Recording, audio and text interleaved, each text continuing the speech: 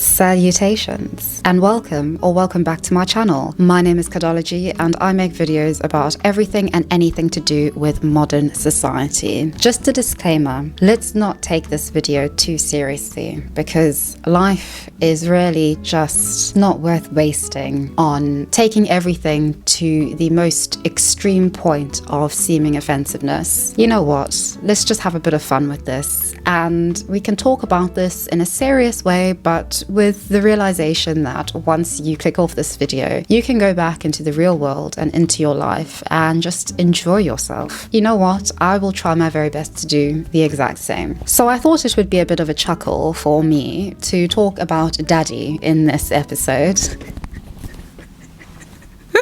Because this is a very, very strange and bizarre world that we live in. And in this world that we live with an individual named Oli London. Now, Oli is quite an infamous non-binary individual, namely because they have become quite infamous for identifying as South Korean, or Korean, but South Korean specifically. I say that because it's very culturally influenced, very much influenced by K-pop, by South Korean culture, aesthetics, etc. Oli perceives themselves to be transracial, and transracialism is interesting. The majority of people, at least, don't believe that it is a thing. I have to agree with them to an extent. However, I'm able to understand and to most definitely empathize with the likes of Oli London and Rachel Dolezal. If you haven't been on this channel before, or you've just forgotten because, you know, you have a life, my name is Z. I grew up in South Africa. However, my entire life I was raised by very white folks. Very white. Mozart was king, and only then ABBA.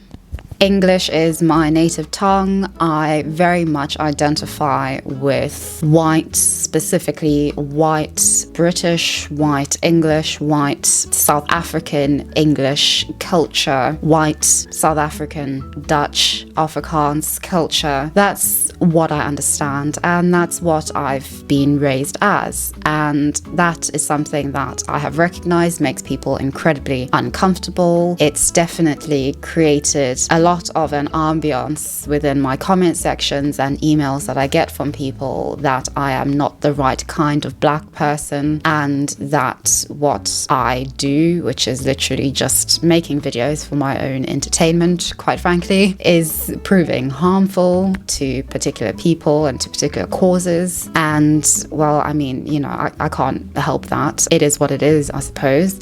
But I can definitely empathize with this notion of transracialism. Just to get everything out of the way, am I ever going to undergo extensive cosmetic surgery in order to alter my appearance to look like how I feel on the inside and what I relate to and identify as personally within me? This is my coming out video. No, I'm not, because quite frankly, my skin color, my ethnicity, my race is not my identity. It's the most unexceptional thing to me personally. It's just something that seems to really bother everybody else. And I can understand that because we are living in an age where not only is individualism fetishized, but also the notion of identity and identity politics, insofar as we are encouraged and are increasingly creating identities and meaning for ourselves around our gender, our race, extensively. I personally cannot relate to this, mainly because in my personal life I haven't had any kind of relation or association to my race and skin color, but I am very fortunate enough to have found meaning in other avenues, and quite frankly, whether I'm black or not, I'm still gonna have sex with people, and that's sort of all I really care about, if I'm going to be perfectly honest with you. Without any further ado, I thought it would be interesting to hear Oli London talking to somebody who is Black British about their experience of being transracial and trying to convince this other very eloquent individual that their identity is valid. And I thought we could potentially try to show a bit of nuance nuance and a bit of understanding of both sides, because I think I understand and know why Oli is the way that Oli is. I identify as Korean. I used to live in Korea. I was living there for 1 year. I love the culture, I love the history, the people. I spent a lot of time learning the language, learning how to cook Korean foods. I came out earlier this year sharing that with the world. People didn't really get it. Not everybody will understand straight away, but I hope over time people will be kind of more accepting with me. Right, first off, I can understand this. I think principally because our culture now places so much emphasis on this idea of finding yourself and being able to find your true self. And oftentimes it's inferred that this true self isn't who you were necessarily born. It's about finding your sexuality, finding your gender, understanding who you are, finding your people who have similar values and understandings of the world to you. Not many people, I feel, identify along with sort of the same connotations and inferences that their parents do in this day and age. And so I think that this is a wider cultural discussion that we could and ought to have, because I do think that inevitably this is going to happen when we seem to be incredibly pro finding oneself, finding one's purpose, finding one's true self, but only to an extent. There's limits on that, and who gets to define those limits is also quite ambiguous and is also very politicized and very much something that cannot really get to the root of a lot of, at least what I see in the case of Oli London, trauma insofar as his backstory is concerned. I don't get the impression that Oli London has had many friends or loving relationships in their life. And I think that that definitely stems into this. But let us go on. Transracial does not exist. And I think it is very, very harmful for us to push the narrative that it is possible to switch races. Transracial does not exist. Well, I think that's an interesting discussion to have, because I would say, based on my understanding of transracial, not just insofar as its etymological roots in the idea of individuals such as myself being adopted and fostered by families and communities of a different race and heritage to them, but now also including individuals who actually rarely identify with a different race and therefore actually claim and identify as that. I mean, is it wrong or is it my fault that as a consequence of being raised by white people, I identify as white? I mean, on documents, I'm not so invested in like my individual identity to the extent that I would say that I'm white on a bureaucratic document. Like, I really don't care enough. But I can understand why some people do, because our age is very much invested in this enterprise of sorts, this enterprise of the individual finding themselves. It's interesting saying this, because if somebody was to say that transgenderism does not exist, everybody would go crazy. But this, quite literally, this statement really, I mean, I don't care enough. I cannot emphasize enough how I just don't care. Like, this doesn't offend me at all. Nothing offends me. I have no soul, as I'm sure you've established by now. But this completely erases my existence and my felt experience and my reality. This is very, very transracial. Wait, what? There's transphobic.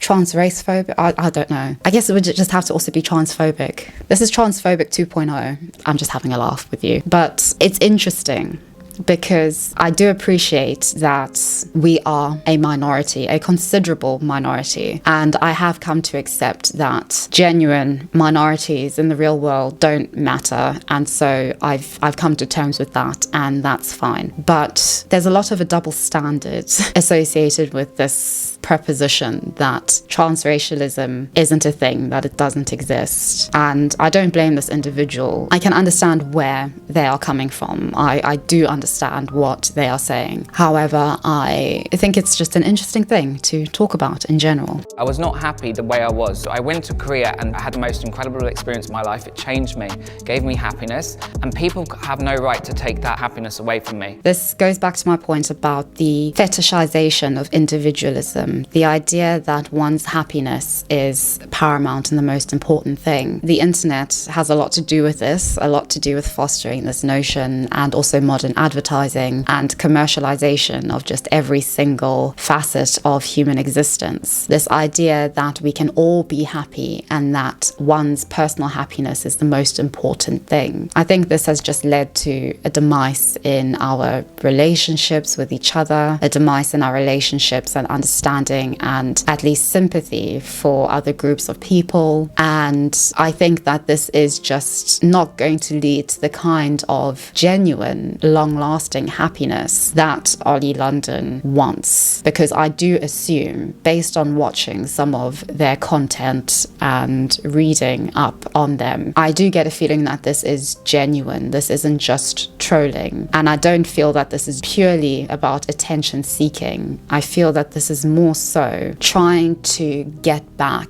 at society, specifically white British society, for a feeling of having been rejected by that society. And so I get that as well. I can't sit up here and say, oh, I'm suddenly a white woman. And if you as a white person say, oh, I can be black or I can be Korean, and I can't swap and benefit from the privilege that you benefit from, then it's clearly not an equal exchange. Because whiteness in this country has been set up in a way, how I interact in the police, how I interact with the medical system can result in me dying. And that's interesting as well, because I can see by Oli's face that they don't agree at all with what has just been said. And I can see that because I can see that that is definitely not Oli's personal lived experience. Cultural appropriation essentially dictates people who are ethnic minority, whatever they do isn't really of value. You don't deserve to be associated with something that you've created because a white person has either renamed it or used it for their profit. And you are not a Korean man. No matter how much surgery you do, no matter how much of the aesthetic you adopt. And I see this quite a lot in Britain when there is a conversation that people are having about privilege and about specifically white privilege, which a lot of British people who are white don't experience, and at least feel that they don't experience. And when you tell somebody who is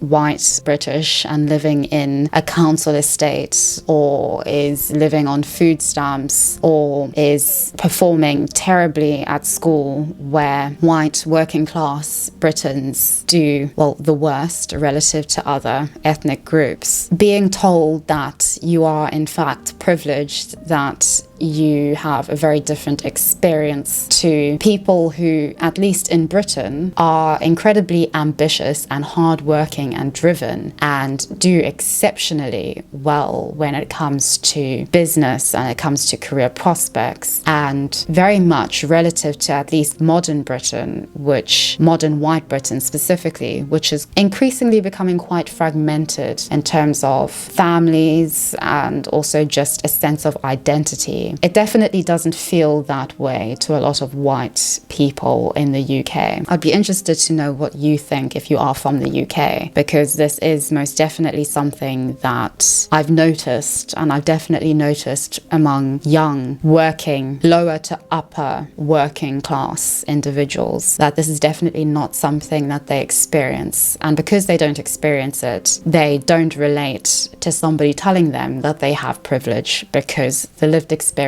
is not that. Nobody can take away what a minority group has been through, but I think when we do combine cultures, and millions of people now do almost adopt a lot of the Korean cultural aspects, we all have the right to choose how we identify, to be who we want to be. I'm Korean, you know, people need to accept that. People need to accept that. I disagree. I don't think people need to accept that. Or rather, I don't think people are going to accept that, because I've definitely found that. I found that people inevitably are not going to accept. When I conceptualize and visualize myself in my mind, I see a white woman. That doesn't make sense to a lot of people, and completely understandably it doesn't, because my experience is very much that of an insignificant individual. And so I don't expect people to understand my position. I think all I expect is for people to just let me live my experience and my reality, insofar as it doesn't clash with theirs or cause their demise, literally. I can't really ask more of people than that, and I think Oli can't ask more of people than that either, realistically. I think your skin colour has a lot to do with everything you're doing. I think we need to recognise that white supremacy is a global issue. What you are essentially saying is that you can change your race, and you can't change your race. And I think if you don't recognise that power imbalance in what you're doing and how it's disrespectful to me, you're just kind of proving the point that you're doing this for money and attention. Yes, I think this is where there is a disconnect between Oli London and this other individual, because Oli isn't thinking about other people. They're not thinking about the potential offense that they're causing to other people. It's about them. It's about how they feel within themselves. It's about a sense of disconnect that they feel with regards to their born and biological race and identification, and trying to find a solution to that, which is something that is very much marketed by our society in general. I feel that this is just an example of two ships passing silently in the night, completely different interpretations of a single conversation and understanding of the human experience is going on, without a willingness for both sides of this debate or conversation to empathize genuinely, because both are trying to defend an identity and a very different understanding of identity. I can understand both sides of the argument, and the reason I'm so understanding of both sides is because I don't have a connection to either side. Neither side really wants to accept me as theirs, and that's just the way it is. I accept that. So I have to understand for my own sanity more than anything else. So that's why I'm saying these things, not because I'm a white sympathizer or I like to defend white woman, as people like to say, but just because it keeps me sane. We know that the queer experience in Korea is, It's very difficult. That's why I was speaking up, and actually I helped a lot of people by doing that. What you are doing is really giving white saviour, like it really is, because you seem to think that you can adopt the oppressions of minorities. What do you think you can do as someone who is so far removed from that experience? So do you think it's better for no one to say anything and speak up for these people? I'm speaking up for these people. I'm trying to help these people. We've lost the ability to communicate with one another in a way that's going to lead to some kind of living in relative harmony, I guess. It is sad. It is sad. I mean, I don't think it's unique to our time. I think it's always been like this in some form or another, but it's definitely far more overt than it's ever been, considering the internet and the extensive globalization of the world and of ideas, and specifically of individualism as we see it now. Well, it's better than doing nothing. What do you do? What do you do to help people around the world? You can't ask me that. You don't get to ask me whether I go to protest or what I do. You're criticizing me for doing something which I'm actually helping a lot of people. This isn't getting anywhere, unfortunately, but I did expect this, so. You think you're helping people by taking a picture? You don't get to question me, and I'm not even going to entertain Well, you don't get to question me. Yes, I do. Well, I just did, so what's up? Well, why can't I question you? You're not questioning me because you want to understand what I go through or what I'm doing. You're questioning me because you want to try and find a hole in what I'm saying.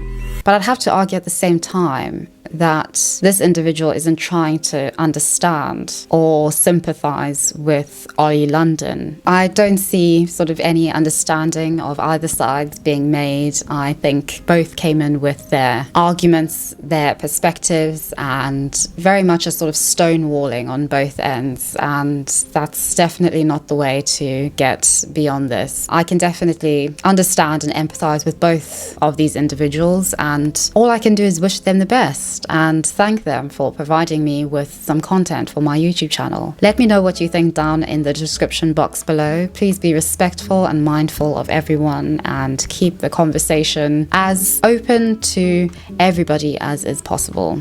And yes, thank you so much for watching. Do like and subscribe, and I will see you very soon in the next one.